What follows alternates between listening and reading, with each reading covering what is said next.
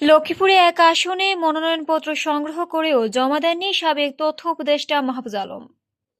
আগামী ত্রয়োদশ জাতীয় সংসদ নির্বাচনে লক্ষ্মীপুর এক রামগঞ্জ আসন থেকে মনোনয়নপত্র সংগ্রহ করলেও তা দাখিল করেননি অন্তর্বর্তীকালীন সরকারের সাবেক তথ্য ও সম্প্রচার উপদেষ্টা মাহফুজ আলম। সোমবার 29 ডিসেম্বর বিকেল পর্যন্ত জেলা ও উপজেলা নির্বাচন কার্যালয়ের তথ্যে জানা গেছে, মাহফুজ আলমের নামে মনোনয়নপত্র সংগ্রহ করা হলেও নির্ধারিত সময়ের মধ্যে তিনি তা জমা দেননি।